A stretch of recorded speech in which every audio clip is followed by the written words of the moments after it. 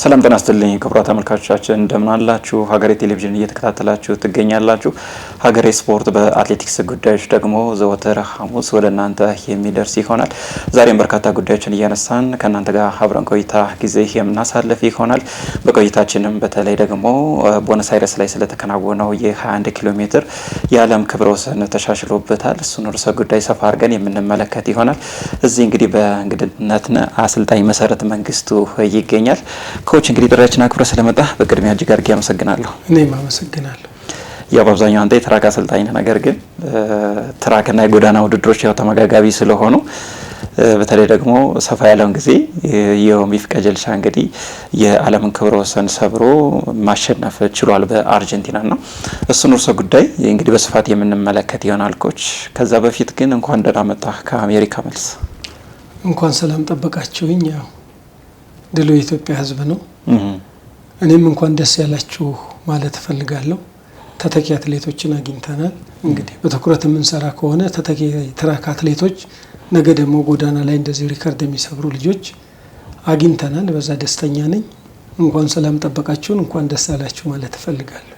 በተለይ ደግሞ የአሜሪካ ዩጂን ላይ የነበሩት አትሌቶችን እና ኤልሳቤት እና ዮርዳኖስ ማንሳት እንችላለንና ኬንያ ላይ እየተከናወነ በሚገኘው የዞን 5 ኦሎምፒክ ጨዋታዎች ላይ ደግሞ ዛሬ ማሸነፍ ችሏልና ያው ልጆቹንም ስለመጣቃቸው አንተ እንደው ትንሽ እንበልስቲ። ስለዚህ እውነት ነው፣ ደስተኛ ነኝ። በዛም ይሄን ማድረግ እንደሚችሉ ኦልሬዲ ያስታውቃል።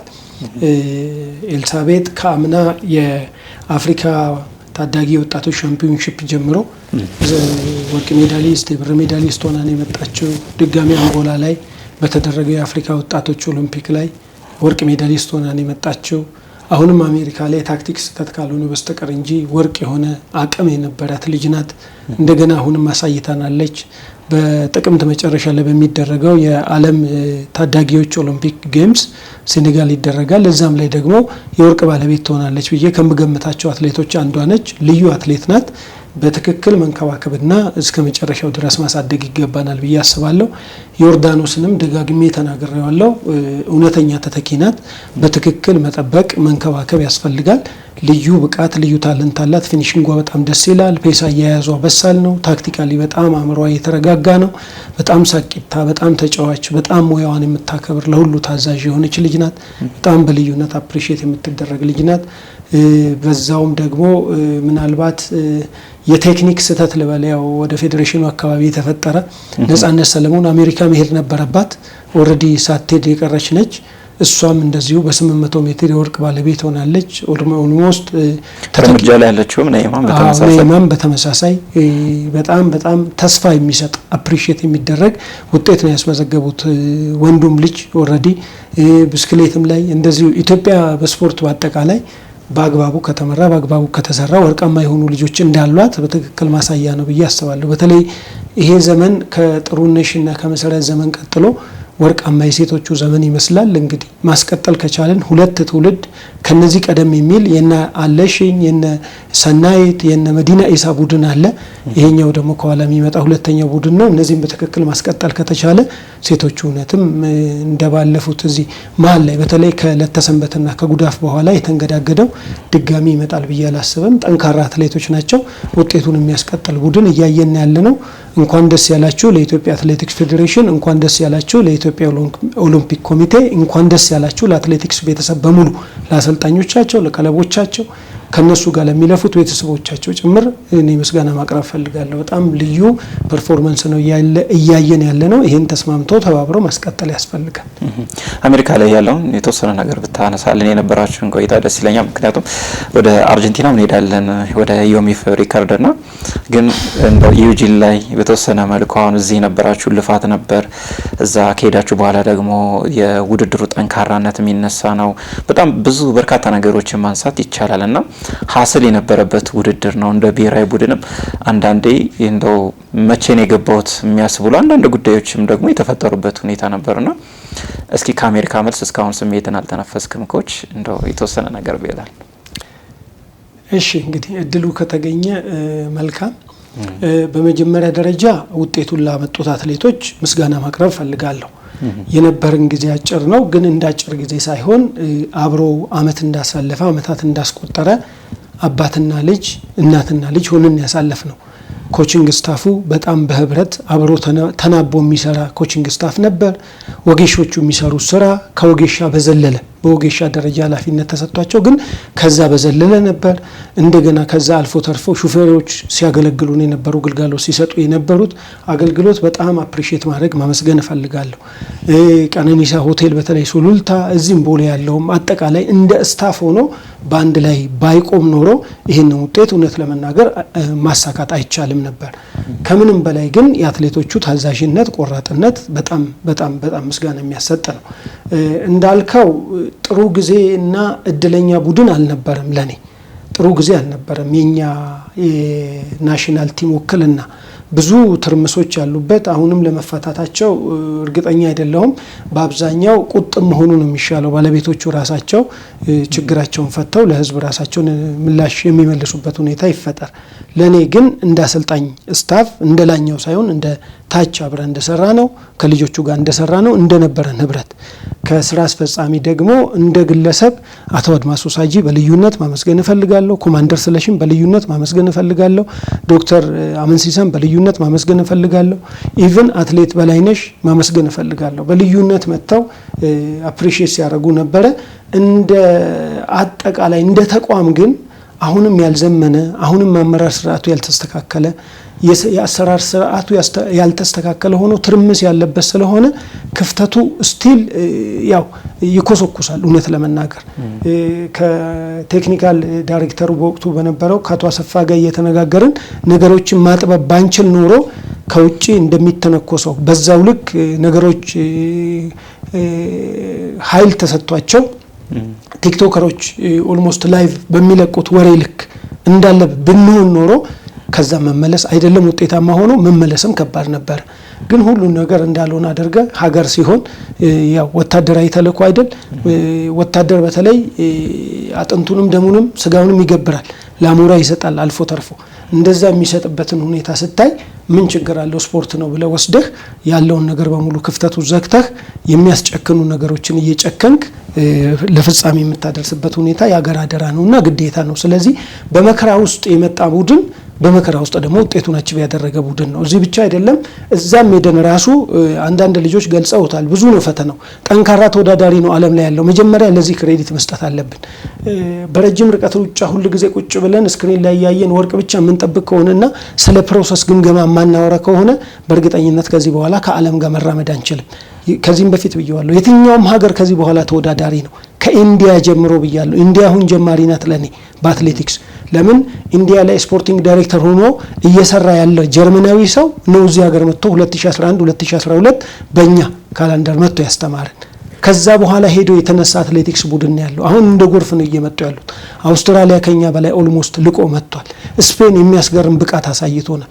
ኦልሞስት ኦል አውሮፓን በትክክል እንግሊዝን ትተን እንግዲህ አሜሪካን ትተን ትልቆቹ ማለት ነው ፈረንሳይን ጣሊያንን ትተን እነዚህ ኦልሬዲ ኤክስትራ ኦርዲነሪ ፐርፎርማንስ ያላቸው ልጆች ስላሏቸው ሰው ይሄንን ስታነጻጽር ተወዳዳሪዎቻችን በጣም በከፍተኛ ሁኔታ በስፖርት ሳይንስ እየተደገፉ ጭምር እየሰሩ ነው ያሉት። እኛ ሀገር እኮ አንድ የነጮች አሰልጣኝ የለም። አንድ እንኳን የነጮች አሰልጣኝ ደግሞ ለራሳችን ልጆችም እንኳን የሚኮሰኩስ ስርዓት ነው ያለው። ኬንያ ውስጥ እኮ የነጮች አሰልጣኝ እንግሊዞች እኮ ገብተዋል።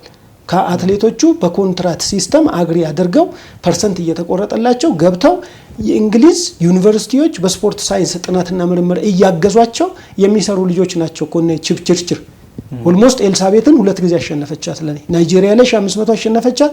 አሁንም ደግማ ዩጂን ላይ አሸነፈቻት። ይሄ ማለት ነው የምትደገፍበት መንገድ እኮ ነው ይሄንን የሚያመጣው። የኛ ትርምስ ደግሞ በአመራርም በባለሙያም ስቲል ገና ያልተመለሱ ጉዳዮች ስላሉት ኦልሞስት ልጆቹን ታክቲካሊ በምትፈልገው ደረጃ አሰልጥነህ አብቅተህ የምትፈልገውን ታክቲክ ሜዳ ላይ ለመተግበር ራሱ ክፍተት አለብን። ገና ልጆቹ አጠፉ ብቻ አይደለም ስልጠናው ራሱ እንደምንፈልገው አይነት ሩጫ እየሄድን ነው ወይ? የግል ሲሆን እኮ ነው ኦልሞስት ኤክስትራ ኦርዲነሪ ፐርፎርማንስ እያሳየን ያለ ነው እንጂ የሀገር ሲሆን የጋራ ሲሆን ከተለያየ ማኔጅመንት ከተለያየ ክለባ ከተለያየ ፕሮጀክት ልጆቹ አንድ ላይ ሲመጡ መተጋገዝ ሀሳብ መስጠት መቼ ተጀመረና? ስለዚህ እሱ ይቀረናል። ኢቭን አንዳንዱ ልዩነት እውነት ለመናገር አክብረን ስተትም ቢሆን እያወቅን ግን ደግሞ ዩኒቲ ለመፍጠር ሀገር ለማስመሰር ችለን አክብረን አሳልፈን ኦልሞስት ያንን ያመጣን ውጤቱ ከዛ በላይ መሆን ይችል ነበር። አዎ ግን ደግሞ ይሄንበት ርቀት ከዚህ በላይ ያስደርጋል ብዬ አላስብም። ያለውን አፕሪሺየት እናድርግ። ልጆቹን ግን በልዩነት ኢትዮጵያ ታድላለች። ማህፀነ ለምለም ሀገር አሁንም ተተኪዎቹን እያፈራች ነው። ለነዚህ የሚሆን ስርዓት ግን መፍጠር አለብን ብዬ አስባለሁ። ስለዚህ ሂጁን የነበረን ቆይታ ከራሳችን ታክቲክ አንጻር ድክመት ነበረብን። እዛ የነበረ ያልተዘጋጀንባቸው የልምድ ማነሶች ጭምር ድክመት ነበረብን። ከዚህ የበለጠ መሆን እንችል ነበር። በዛው ልክ ደግሞ ተቋቁሞ ማለፉ ደግሞ ጥንካሬያችን ስለሆነ እኔ አፕሪሺየት የማደርጋቸው ብዙ ነገሮች አሉ። የተማርኩባቸውም ነገሮች ብዙ አሉ። ለስታፎቼ በተለይ አብረውኝ ለለፉት አሰልጣኞች ኦልሬዲ ሚዲያው ጭምር በኔጌቲቭ ኢንተርፕሬት ላደረጋቸው ይሄን አሁን ያንን ብያለሁ። የመጣው ለታ ያዘንኩበትም ይሄ ነበር። ከሽልማቱ በላይ እኔ ምንም ሽልማት ወይም አቀባበል ወይ እዛ ላይ ከፍቶኛ ያቀም በሀገሬ ጉዳይ የተወቀስንበት መንገድ ሼር እንዴት ወሬ ለመሸጥ ተብሎ እንዴት የሰው ስብዕና ይሸጣል? እነዚህ ሰዎች 3 ወር ቪዛ አላቸው ተመልሰው ይመጣሉ ይሰራሉ ብዬ ስናገር ያዳመጠኝ የለም። ዝም በል ሲባል ዝም ማለትን መርጬ ነው ቁጭ ያልኩት። እሺ አሁን ሲጻፍባቸው ከነበሩት አሰልጣኝ አንዱ ገባ። ምን ብለው ይጽፉ ይሆን? እሺ አሁን ነገ ደግሞ ተረኛው ይመጣል። ኦልሞስት እስከ ዳር ድረስ ይመጣሉ። ቪዛ አላቸው እንደሚመጡ አብረን አውርተናል። ፍቃድ ሲጠይቁ አጠገቤ ነበርኩ። ምን ብዬ ላውራ? እዚህ ለማን ልግለጸው? ማንስ ያዳምጣል? ጠፉ ተነኑ ስትል ትንሽ አይከብድም ለሰው? እና ትንሽ አብሴት ያደርጋል። ይሄ እንግዲህ ሀገር ነውና ደግሞ መሻገር ግዴታችን ስለሆነ በዚህ ሁሉ ትርምስ ውስጥ ስኬቱን አፕሪሺየት አድርጎ መሄድ ግድ ስለሆነ የመጡትን በተለይ ሴት አትሌቶቻችንን በጣም አፕሪሺየት አደርጋለሁ። ወንዶቹን ከዚህም በፊት ለምን አንቋሸሽክ ሞራላቸውን ሰብራል ያሉኝም አሉ። ሞራል የመስበር ጉዳይ አይደለም። ክፍተታችን ብዙ ስለሆነ እንዝጋ ነው በቃ። የኔ በጣም በወንዶቹ በኩል መቼም አይናችን አይቷል ስክሪን ላይ 3000 ሜትር የሮጠውን የኬንያ አትሌትና የኛን 3000 ሜትር ብናሰልፍ ኖሮ ጋፑን ብናይ እንደረብ ነበር። 5000 ሜትር ላይ ያለንን እኛ 3 እና 5 ነው የወጣ ነው። የነሱ ልጆች ሁለቱን አይተናል። እነዛ ሁለቱ ልጆች ከቤት ክሮስ ካንትሪ ላይ ማን እንደነበር የዛሬ አመት ማን እንደነበር ዘንድሮ ማን እንደነበር ፕሮፋይሉን አውጥቶ ማየት ይቻላል። ከሱ ጀርባ ላይ ሁለተኛ የወጣው አምና ናይጄሪያ ላይ ወርቅ ወስዷል። አሁን ድጋሚ ወጣቶችን ወሰደ። ታዳጊና ወጣቶችን እያሸነፉን ያሉ የወንዶች ቲም እኔ ወንዶች ኤክስትራ ኦርዲነሪ 1500 1 እና 2 አልወጡም እንዴ? 3000 ሜትር መሰናክል 1 እና 2 አልወጡም እንዴ? ኤክስትራ ኦርዲነሪ ፐርፎርማንስ ነው የኬንያ ወንዶች ቡድን ያሳየው። ይሄንን አይተናዋል ወይ ነው ይሄ። ልክ ሴቶችን እኛ ያለን እንዳለ ሁሉ እነሱ ጋር ደግሞ ወንዶቹ በጣም እየመጡ ነው የኬንያ። ይሄ ደግሞ በሳይንስ እየተደገፈ ነው። እንግዲህ የቤት ስራው ለሁላችንም ነው የሚቀመጠው። አብረን በሚዲያውም እንጮሃለን፣ በአመራሩም በአሰልጣኙም አንድ ላይ እጅ ለእጅ ተያይዘን ችግሩን መፍታት አለብን ብዬ አስባለሁ። እንግዲህ የብሔራዊ ቡድኑ ጉዳይ ሲነሳ ያው በርካታ ጉዳዮች ስለነበሩ እናንተም ከመሄዳችሁ በፊት የነበረው ጉዳይ ነበር፣ ከሄዳችሁም በኋላ በርካታ ጉዳዮች ነበሩና በዚህ ጫና መካከል ሆናችሁ ደግሞ እንግዲህ ሊመሰገን የሚገባ ውጤት አመጣችኋል ብዬ አስባለሁ። ኮች ምናልባት ግን ከዚህ ከአቀባበል ጋር በተያዘ ትላንት ማምሻውን እንግዲህ ኢዮሚፍ አዲስ አበባ ሲገባ አቀባበል ተደርጎለታልና እናንተ ማይታሉ ብዬ አስባለሁ። ከመንግስት አካላትም ነበሩ። በማርሽ ባንድ የታጀበ አቀባበል ነበር። ያው ይመጥነዋል ባንልም ግን በኢትዮጵያ በተለይ ደግሞ የአትሌቶች አቀባበል ስርዓት ልምድ መሰረት እንደው የተሻለው ነው ማለት እንችላለን እና እናንተ ደግሞ ስትሄዱም ስትመጡም ደግሞ የነበረው ሁኔታ ነበርና እንደው ይሄ ከአትሌቶች አቀባበል ጋር በተገናኘ ጀግናን ከማበረታታት ጋር በተያያዘ እንደው መንግስትስ ምን ሊሰራ ይገባል? ምክንያቱም የኬንያን በተደጋጋሚ አንስተነዋል። ቤተ መንግስት ድረስ ፕሬዝዳንቱ ፊት ድረስ በመሄድ ሽልማቶችን ያገኙ የነበሩበት አይዟችሁ ይባሉ የነበሩበት ጊዜ ነበረ። አሁንም ደግሞ እንደቀጠለ ነው የሚገኘውና ይሄ ከአቀባበል ጋር በተያዘ እንደው እንዴት አየው ኮች? ባለፈ እውነት ለመናገር አሰልጣኞቹ አብረውኝ የሚሰሩ ባለሙያዎች ብዙዎቹ አትሌቶቹም ራሳቸውን ባለቤቶቹን የተከበሩ አሰልጣኝ ገመዱና ስታፎቻቸው ቅር ተሰኝተናል። ማራቶንን የሚያክል ከ2 ሰዓት በታች ለመግባት ዓለም ስንት ሪሰርች ሲሰራበት ቆይቶ ስንት ከኪፕቾጌ ጋር ቁጭ ብድግ ሲል ቆይቶ ያልሰራውን የመጀመሪያው ማራቶን ላይ ከ2 ሰዓት በታች ሲገባ ምን አለ ልዩ ሴሬሞኒ ቢኖር ብለን ጠብቀን ስላጣን ምናልባት ፊል አድርገን ነበር። ከሱ ሪሌት አንደኛ ስላልወጣ ነው ሁለተኛ ስላልወጣ ያ ብቻ መሆን የለበትም። ለኔ ከ2 ሰዓት በታች ማለት መቼም ማራቶን ከ1 ሰዓት በታች አይገባም። ያለው አንዴ ነው በህይወት ከ2 ሰዓት በታች የምትገባው። ከ2 ሰዓት በታች በታሪክ ውስጥ አንዴ የገባን 2 ሰው ትውልድ አለማድነቅ ለኔ ትንሽ ትክክል አይደለም።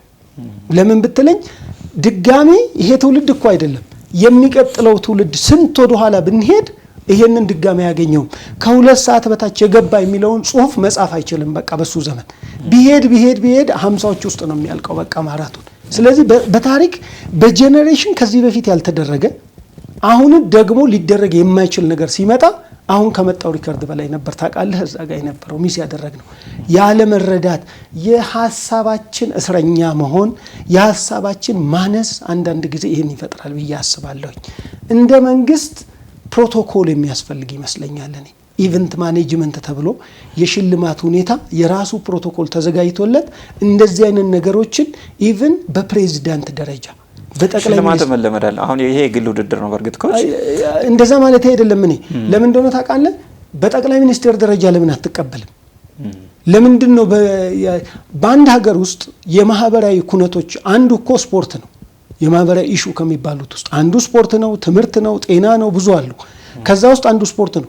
ከስፖርት ደግሞ ዓለም ላይ ወተቁንጭ ሆነ ዓለም በሙሉ በትኩረት አንተን የሚያይበትን አጀንዳ ስታገኝ ሀገር ላይ ከምታስተዋውቅበት አንዱ ነው። ደግሞ አትሌቲክስ ስንመጣ ሌላ የምንናገርበት እኮ ከዓለም 200ኛ የሆነባቸው ብዙ ነገሮች አሉን። እኛ ግን ከዓለም 5ኛ የሆነውን አትሌቲክስ ይዘን አንደኛ የሚሆን ልጅ ስታገኝ በልዩነት እኮ ከፌዴሬሽኑ ይበልጣል፣ ከኦሎምፒክ ኮሚቴ ይበልጣል። ከሀገር በልጦ እኮ ነው ዓለም ላይ እንደዚህ አይነት ብቃት የሚያሳየህ ሰው። ያሳየህን ሰው ክሬዲት መስጠት ማለት ትርጉሙ ነገ እሱ ኢንስፓየር የሚያደርጋቸው ታዳጊዎች አሉ።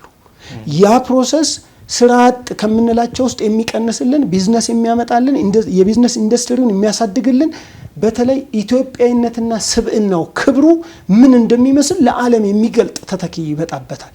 ይሄንን በትክክል ያለ መረዳትና ኢቨንት አድርጎ በአግባቡ ያለ ማስኬድ ክፍተታችን ነው። ገና አልተረዳነውም ነው። አሁን እኮ እኔ አሰልጣኝ ገመዱም ደጋግሞ የሚሉት አይመጥነኝም 2 ሚሊዮን ማለት እኮ ብሩ አያስፈልገኝም ሳይሆን እኔ እምፈታው ሙያውና ክብሩ ዓለም ላይ ከዚህ የበለጠ ነው። እነሱ ዜግነት ቢቀይሩ እንግሊዝ እንደዚህ ነው የምትቀበላቸው።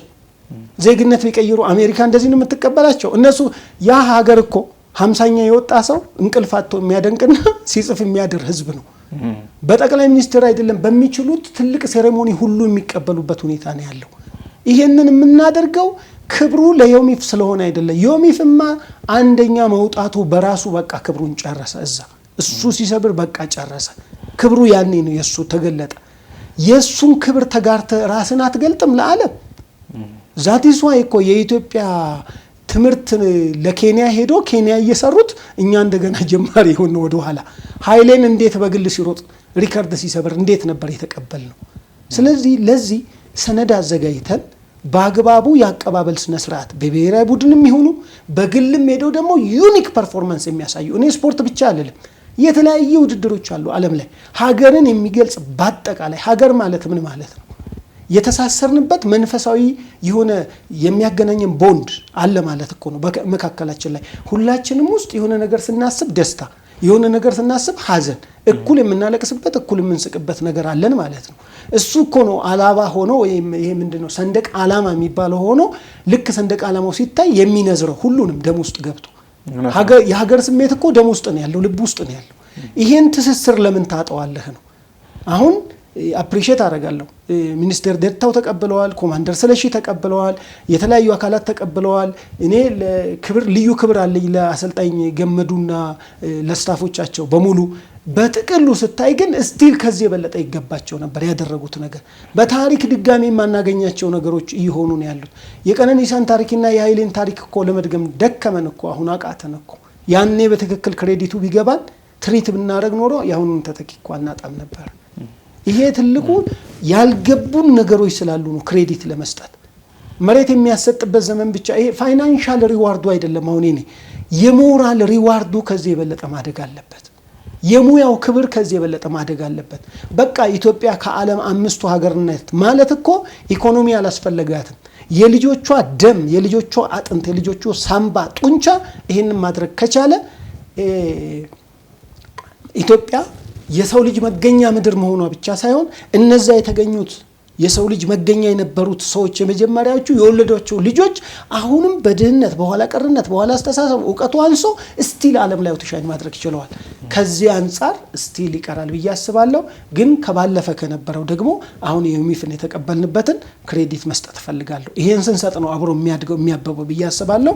ለክቡር አቶ መኪዩ በጣም ትልቅ ክሬዲት አለኝ። ለኮማንደር አትሌት ስለሺ በጣም ክሬዲት አለኝ። እዛ ለነበሩት ለተቀበሉት ሁሉ ለአጠቃላይ ለሚዲያዎቹም ጭምር ልዩ ክሬዲት አለኝ። በቃ የጀግና አቀባበል ይገባናል። ከዚህ የበለጠ ማሳደግ አለብን። ይሄንን ነው ማለት የምፈልገው ለሁለቱም ልጆች ኢቭን ለሁሉም ነው። አንድ ሁለት ሶስት ወንዶች ወጥተዋል። ፎቴን የሚሰራቸው ነገር ትልቅ ነው።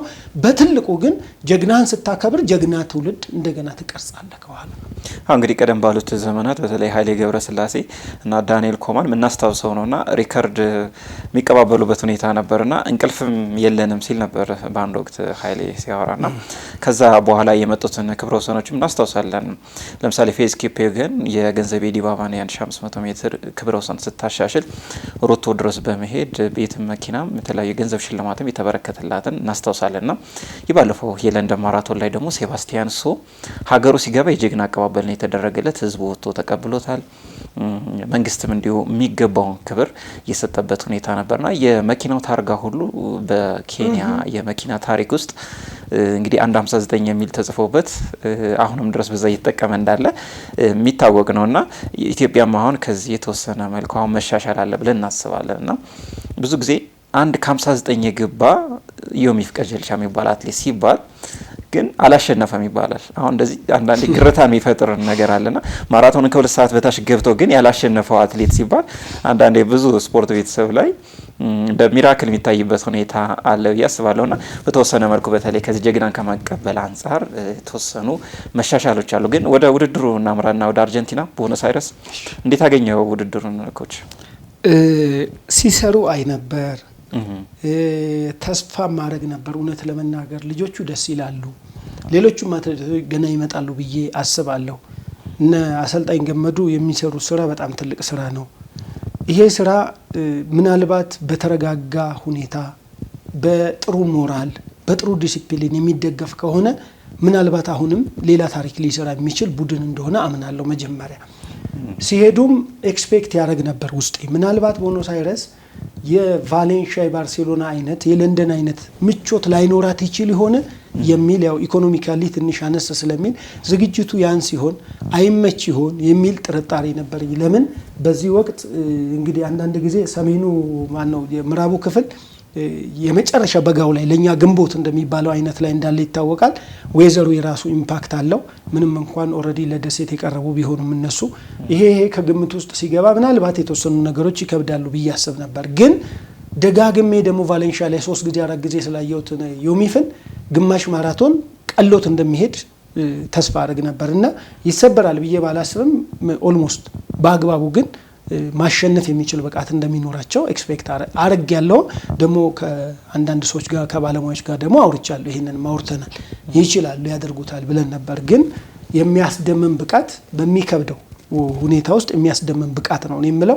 ቦኖስ አልጠበቀም ነበር ኖዋን እኔ በጣም ምክንያቱም አሁን ቦታውም ትንሽ ለየት ይላል። ወደ አርጀንቲና አካባቢ ሲሆን ብዙ የተለመደው ባርሴሎና፣ ቫሌንሺያ እንደዚህ አውሮፓ ላይ የተለመዱ ናቸው።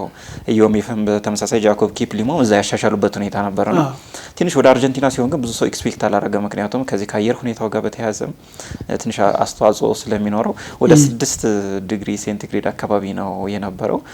ኪፕሊሞ ደግሞ ባለፈው ማርች ላይ በፖርቹጋል ሊዝበን 57-20 ሲገባ ወደ 11 ዲግሪ አካባቢ ነበርና አዲስ አበባም እንግዲህ በተለይ ጠዋት እስከ 1 ሰዓት ባለው ውስጥ ደግሞ ወደ 13-14 ዲግሪ አካባቢ ይሆናልና በተለይ ይሄ የአየር ሁኔታ ምንድነው ያለው አስተዋጽኦ ሩጫ ላይ? የኛ ሀገር እንግዲህ የረጅሙ ርቀት ታሪካችን ይሄ ነው። በጣም የሚገርምህ ኦልሞስት ልጆቻችን 11 ተኩልና ኦን አቨሬጅ እስከ 12 ለልምምድ የሚወጡበትና ማሟሟቅ የሚሰሩበት 1 ሰዓት በአብዛኛው ልምምድ ላይ የሚገኙበት ሰዓት ነው። ይሄ ከክረምት በጋ ዝናቡ ወቅት መጣ በጋውን መጣ የምታገኝበት ሂደት ነው ያለው። ይሄ ደግሞ በጣም ኮንዲሲቭ የሆነ ዌዘር ኮንዲሽን አዳፕት አድርገዋል ብዬ አስባለሁ። ሰውነታቸው ላይ በጣም አዳፕት ያደረገ ለዚህ ነው ከዚህ በፊት ይሄንን ነገር ገልጬዋለሁ። ሙቀት ላይ እንቸገራለን፣ እንደዚህ ነቀዝቀዝ ያሉ ቦታዎች ሲመጣ ውድድሩን እኛን የሚችለን የለም። ሙቀት ሲመጣ የኡጋንዳ የኬንያ ይሆናል ብዙ ጊዜ እንደዚህ አይነት ባህሪ ያለው። ኢቭን በአንድ ቀን ውስጥ ጠዋት ላይ የሚደረግ ውድድር ከሆነ ኢትዮጵያን ያሸንፋሉ በአብዛኛው። ኦልሞስት 7 ሰዓት 8 ሰዓት አካባቢ እንደዚህና ሙቀት ያለበት አካባቢ የሚደረግ ከሆነ አሁንም የኬንያ የበላይነት ይመጣል፣ የኤርትራውያን የበላይነት ይመጣል። እንደገና ምሽት ላይ ሰዓቱ ሲቀዘቅዝ የኛ ልጆች እንደዚሁ የሚያሸንፉበት ሁኔታ አለ። ሶ የምንኖርበት አልቲቲዩድ የምንኖርበት ዌዘር ኮንዲሽን ለዚህ ሁኔታ የተመቻቸ ነገር የፈጠረ ይመስለኛል ከአዳፕቴሽን አንጻር አክላማታይዜሽን አንጻር። በሌላ መልኩ ደግሞ ቀን ገጠመው ዮሚፍ ብዬ አስባለሁ እኔ። ለምን ብዙ ነገሮች ቮለንተርስ በጣም ቴንኪዩ ያለው አርጀንቲናን ፋንስ የትም ቦታ ላይ እያንዳንዱ ኪሎ ሜትር ሂድ ያሰኝ ነበር። ዌዘር ኮንዲሽን ማን ያለው እንደው በጣም የሚገርም ማለት ነው። እነዚህ አንድ ላይ ተደምረው የበለጠ እንዲሄድ አድርገውኛል ብሎ ነበር ሲገልጽ የነበረው። ይሄ ማለት ምን ማለት ነው? የዛው ሰዓት ውድድር በአብዛኛው ለኛ ሀገር በተለይ ለአዲስ አበባ መልክዓ ምድር አቀማመጥና ለዌዘር ኮንዲሽን ልጆቹ ለሚሰሩበት ሰዓት ተቀራራቢ መሆኑን ይሄንን አደረገው ብዬ አስባለሁ። 11 እና 6 ብዙ ልዩነት አለው ብዬ አላስብም። ኦልሞስት በተመሳሳይ ዌዘር ኮንዲሽን ላይ ነው የምትሄደው አንለስ አዘርዋይስ የዊንድ ኢፌክት እና የሂዩሚዲቲ ኢፌክት ከሌለ በስተቀር። በተለይ እንደዚህ ሎውላንድ እየሆነ በመጣ ቁጥር ወደ እንትኖች ሀይቆች የምትቀርብ ከሆነ ኢምፓክት አለው። ከሀይቆች ራቅ ብለው የሚዘጋጁ ከተሞች ከሆኑ ግን ያው እንደምታየው ኦልሞስት ጥሩ ይሮጣል ብዬ አስባለሁ። ግን የተወሰነ የታለንት ልዩነትን በመካከላቸው ይኖራል ብዬ ደግሞ በዛው ልክ እጠብቃለሁ። በኋላ እናነሳዋለን። መልካም እንግዲህ በተለይ ትራክና ጎዳናውን ማነጻጸር እንችላለንና ዮሚፍ ቀጀልቻ እንግዲህ አገሩን ወክሎ በተሳተፈባቸው የኦል አፍሪካ ጌምስ፣ የአፍሪካ ሻምፒዮና፣ ኢንዶር የወጣቶች ሻምፒዮና አጠቃላይ ወደ 8 የአካባቢ ወርቅ ማግኘት ችሏል። ከዛ ውጪ ወደ 4 ብር አለውና በተለይ ግን እንደ ግል ካነሳ ነው ዮሚፍ ቀጀልቻ በትራክ ውድድሮች በተለይ የዓለም ሻምፒዮናና ኦሎምፒክን ስፔሲፊክ አድርገን ካነሳን የተወሰነ እንደ ውጤታማ ነው ማለት አንችልም። በእርግጥ ሜዳሊያ ውስጥ የገባባቸው ውድድሮች እንደነበሩ እናስታውሳለን። የ2019 የዶሃና የቶኪዮ ዓለም ሻምፒዮናን ማንሳት እንችላለንና ምናልባት ግን ቀደም ባሉት አመታት ለምሳሌ እነ ገንዘቤ ዲባባ፣ እነ ጥሩነሽን፣ እነ ቀነኒሳ ማንሳት እንችላለንና ትራክ ላይ ጀግና የነበሩ አትሌቶች ወደ ጎዳና ሲመጡ ደግሞ ብዙ ውጤታማ የማይሆኑበትን አንዳንድ ውድድሮች እናያለንና ዮሚፍ አሁን ጎዳና ተመችቶታል ከትራኩ ይልቅ ማለት እንችላለን። ዮሚፍ እድገቱን በሙሉ አውቃለሁ። በዚያው አጋጣሚ የኦሮሚያ ኮንስትራክሽን ክለብ ስራ አስኪያጅ አሰልጣኝ መሐመድ ኤቡን አፕሪሺየት ማድረግ እፈልጋለሁ፣ ማመስገን እፈልጋለሁ።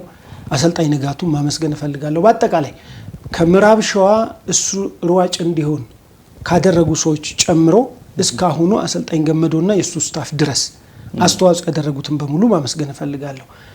ዮሚፍን ስናይ ታለንትድ ነው፣ ምንም ጥርጥር የሌለው ታለንትድ ነው።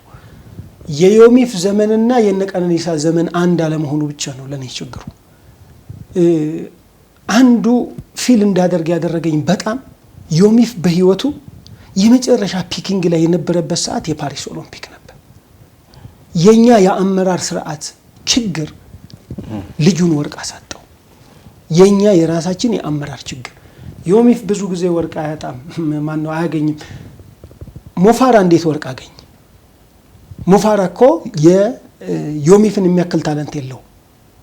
በጣም የተለየ የአስተሳሰብ ልዩነት ነው ያለው። የተለየ አስተሳሰብ ልዩነት ጥንካሬና ድክመቱን የሚተነትንለት ሰው አገኘና ጥንካሬና ድክመቱን አናላይዝ አድርገው ፊኒሺንግ ኬት ቢነሳ ምን አይነት አካሄድ ቢሄድ ማሸነፍ እንደሚችል ተናገረው። እኛ ጋር ደግሞ አብረውት የለፉት አሰልጣኞች ይህንን ሲናገሩ የሚያስፈጽም አመራር ጠፋ። ስለዚህ ራሱ ታክቲክ የሚሰጥ አመራር የተፈጠረበት ሀገር ራሱ አትሌት እኔ ቡድን መሪ የሚሰራውን ያውቃል እንደዚህ ሀገር፣ አመራር የሚሰራውን ያውቃል እንደዚህ ሀገር። የራሱን ስራ ቁጭ አድርጎ አይደል የሌላ ሊጥ የሚያቦካው። መጀመሪያ እኮ አልተደማመጥንም ሙሉ ለሙሉ። የሙያውን ጉዳይ ለባለሙያ ቢታው ሆኖ ይሄ ልጅ ርድብን ብዬ ተቃጠልኩበት። እንደ ሰለሞን ባረክ፣ እንደ በሪሁ አረጋዊ፣ እንደ ዮሚፍ ቀጀልቻ ኢትዮጵያ ከቀነኒሳና ከስለሽ በኋላ ሌላ ትውልድ አፍርታ አታውቅም። ለወደፊትም ገና ጊዜ ይፈጅባታል። ይሄ የሚገርም ትውልድ ነበር። ይሄን የሚገርም ትውልድ ለማስቀጠል እነ ቀነኒሳ የነበሩበት ዘመን ምን አይነት ነበር? እንዴት ነበር የተመሩት? እኛ ጋር ስታመጣው ግን እንዴት ነው ይሄ ልጅ የተመራው እንጂ ወርቅ አግኝቶ ቶኪዮ ላይ ይመጣልን ነበር። ማን ነው ፓሪስ ላይ ሚስ አስደረግ ነው። ቶኪዮ የራሱን ታክቲክ ተጠቅሞ የብር ሜዳሊስት ሆነ። ግን ኢንዲኬት አደረገን ነበረኝ እኮ አቅም እያለ እየተናገረ። ለዚህ ማሳያው ምንድነው? ይሄ ልጅ ነሐሴ ላይ ፓሪስ በተደረገ ኦሎምፒክ 6ኛ አስወጥተ ነው። ወዲያውኑ መጥቶ ግን ኦክቶበር ላይ 2024 እንትን ላይ ቫሌንሺያ ላይ የግማሽ ማራቶን ሪከርድ ሰበር። ከየት አመጣው? በአንድ ወር ያንን ብቃት ስለሚቻል እኮ ነው። ግን የመራንበት መንገድ ትክክል ስላልሆነ ነው እኛ ወርቅ ሳንሰጠው የቀረ ነው እየተገባው። ይሄ ልጅ ታዲያ 1500 ሜትር እስከ 3:30 ድረስ የሮጠ ልጅ በጣም እኮ ለኤርጉራጅ የቀረበ ምርጥ የሚባሉ ሚድል ዲስታንሶች ያሉበት ነው። ያሁኖቹ እኮ ርቆናል እኮ 3:30 የሚሮጥ 3:30 ላይ በተመሳሳይ እኮ ለክብረ ወሰን የቀረበ ሰዓት 12:38 ማለት እኮ ለ37 ለቀነኒሳ ለ35 ለጆሹዋ የቀረበ ሰዓት ነው። አራተኛው ፈጣን ሰዓት ነው። አዎ 10,000 ብትሄድ 26:31 ኦልሞስት ቤስት ከሚባሉ የዓለም 10 ምርጦች ውስጥ የሚካተት ሰው ነው። ይሄን በሙሉ ስታይ የትራክ ዘመኑ እድለኛ ያልሆነ ግን ወርቃማ የትራክ አትሌት ነው ዮሚፍ። የትራክ የተጠራቀሙት ውጤቶች የትሬኒንግ ውጤቶቹ ናቸው ዛሬ አውትሻይን እያደረጉ ያሉት። ከኃይሌ ቀጥሎ የትራክ አትሌት ቀነኒሳ ተወለደ። ከቀነኒሳ ቀጥሎ የትራክ አትሌት ነን ለኔ ዮሚፍ ተወለደ። የትራክ ጥርቅም ውጤቱ ፔሱን አቀለለውና ይሄ እኮ 1 ኪሎ ሜትር 3:32 እስከሚሄድ ደረሰ። ማራቶን ሊጨርስ ሲል ማነው ግማሽ ማራቶን ሊጨርስ ሲል ይሄ ማለት ነው ከትራክ ወደዛ ስትሄድ ይቀላል ፔሱን ትችላል ማለት ይሄ ነው። ለዛሬ አትሌቶች ብዙ የሚያስተምር ነገር ያለው። ስለዚህ እኔ ዮሚፍ በወርቅ አልጨረሰም በብር አልጨረሰም ወይም ብርና ነሐስ ነው ያገኘው የሚል ድምዳሜ የለኝም። ወርቃማ የነበረን ሰው ከሰለሞንና ከበሬው አረጋዊ ጋር አጣምረን ሳንጠቀምበት ያጣ ነው የባከነ ነው የምለው የባከነ። ለምን በብዙ ወርቆች ማጀብ እየቻልን ረጅም ፊኒሺንግ እንዳለው እያወቅን እርምጃው ምን አይነት እንደሆነ እያወቅን ፍጥነቱን እያወቅን ከ800 ሜትር ፊኒሺንግ የሚጀምር ቢሆን ከ600 ሜትር ፊኒሺንግ የሚጀምር ቢሆን ማን ነው ከዮሚፍ ጋር ፊኒሺንግ የሚጨርሰው? ሞፋራ የሚሮጠውን 1000 ሜትር ፊኒሺንግ 800 ሜትር ፊኒሺንግ ዮሚፍን የሚይዝ ሰው ነበር እንዴ ዓለም ላይ? ስለዚህ ታክቲኩን ያበላሸበት እንጂ ዮሚፍ ወርቃማ መሆኑን ያንንም ገልጬዋለሁ ትንተና ላይ ዛሬም ደግመዋለሁ። እጅግ በጣም ሊከበር የሚገባው የትራክ አትሌት ስለሆነ ነው ዛሬ ጎዳናው እንደዚህ የቀለለው። ኦልሞስት አሁን 29 ዓመቱ አካባቢ መሰለኝ ኦልሞስት ከ13 ከ14 ዓመት በላይ ትራክ ላይ በስሎ ነው የመጣው። ኦልሞስት እስከ 25 ዓመቱ ድረስ ፓሪስ እስኪሮጥ ድረስ ማንጋ ነበር ይሄ ልጅ። ልብ አድርግ እንግዲህ ወደ ቶኪዮ ሲመጣ አሰልጣኝ ገመዱ አገኘው። ከዛ በፊትስ ማንጋ ነበር አጠራቅሞ የመጣቸው። ክሬዲት የላቸውም እነዛ ሰዎች ያንን ትራክ በትክክል ስለመስራቱና ያን ኢቭን 3000 ሜትር 7:25 አንብሊቨብል በቃ ይሄ በጣም ኤክስትራ ኦርዲነሪ ታለንት እዛ ጋር እንዳለው ይታወቃል። በዛ ላይ ደግሞ የሚለፋ የሚታገል እና ታዛዥ ታለንት ያለው ልብ አድርግ ኢፈርትፉል ኮሚትድ የሆነ ዲሲፕሊን የሆነ ልጅ። ይሄ በሙሉ ምን ያስመጣ 3:30 አካባቢ 1500 7:25 አካባቢ 3000 ሜትር 12:38 አካባቢ 5000 ሜትር 26:30 10000 ሜትር እነዚህ ተጠራቅመው ነው ዛሬ ማራቶንና ግማሽ ማራቶን እየተፉልን ያሉት። ይሄንን ለሌሎቹ አትሌቶች ማስተማሪያ ልንጠቀምበት ይገባል። ብዙ አሰልጣኞች ሊማሩ ይገባል። በ2 ዓመት በ3 ዓመት ፊልድ ከመቀየር ይልቅ በደንብ በአግባቡ ሚድል ዲስታንስ ላይ ቢበስሉ ብስለቱ ሲጨምር 5000 ቀሏቸው ቢገቡ 10000 ቀሏቸው ቢገቡ 10000 5000 ታለንት እስከሰጣቸው የእድገታቸው ጣሪያ የተሰጧቸው ጣሪያ ከደረሱ በኋላ ትራኩን ጨርሰው ወደ ጎዳናው የሚሄዱበት ሁኔታ ቢፈጠር በቀላሉ አነጻጽራቸው እንግዲህ ታምራትንና ዮሚፍን እዚህ እንኳን በጣም ቀሎት በአንደኛው ውድድር እኮ በአንድ ማራቶን ቀሎት የሮጣ ዮሚፍ ከልሳበታች ይገባ ከየት አመጣ ብትል እኮ የትራኩ ፔስ ነው ይሄንን ያመጣው። ትራኩ ላይ የለመርካት በተለይ የ1500 ተርኒንግ ፖይንት ኪንግ ኦፍ ዘ ትራክ ተብላ የተጠራችው ዝም ብሎ አይደለም።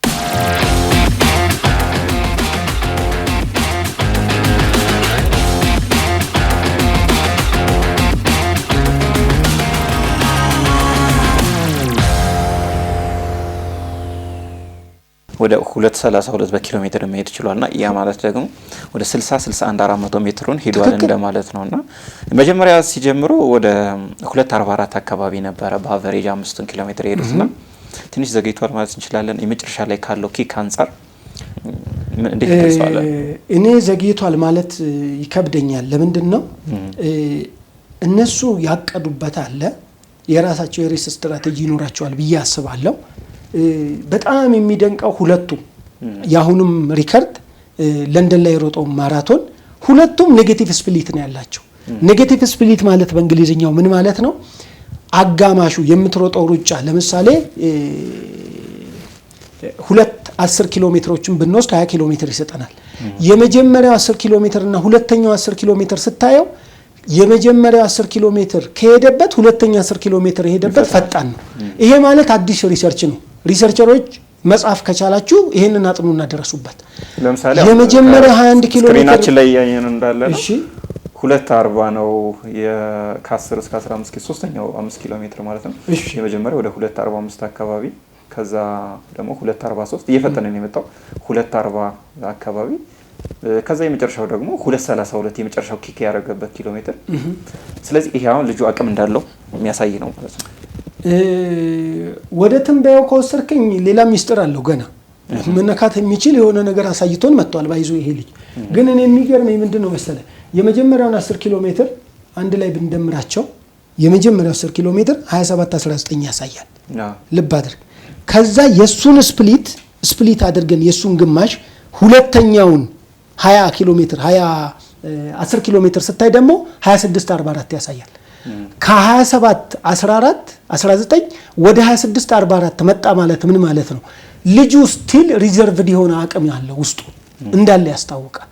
ይሄን ግን የሚደንቀኝ እኔ ምንድነው በ2:44 በኪሎ ሜትር የመጀመሪያውን 5 ኪሎ ሜትር ኦን አቨሬጅ ሄደ ሰው የሚቀጥለውን ወደ 2:42 በ2 ሰከንድ አሻሽሎ በአቨሬጅ የሚሄድ ሜንታሊቲ እግሩን በዚህ ደረጃ ሰው መቆጣጠር ይችላል?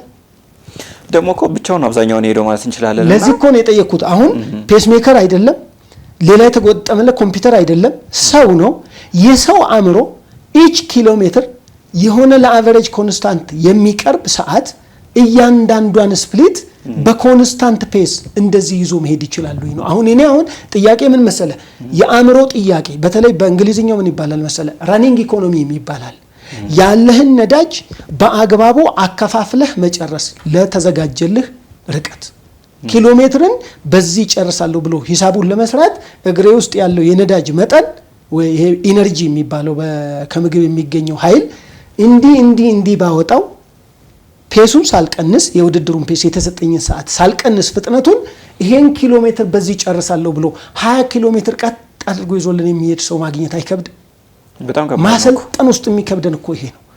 ብዙ ሰው ረኒንግ ኢኮኖሚና ፔስ ማኔጅመንት ተብለው ሲሰጠው የማይችለው ማለት ነው። ልብ አድርግ ሲጀምር 2:44 ኦን አቨሬጅ 13 ከምናምን 13:45 አካባቢ 44:45 አካባቢ የመጀመሪያ ከዛ ሲቀጥል ወደ 13:30 ቤቶቹ 35:34 አካባቢ እየወረደ ወደ 3:42 አካባቢ እየወረደ መጣ።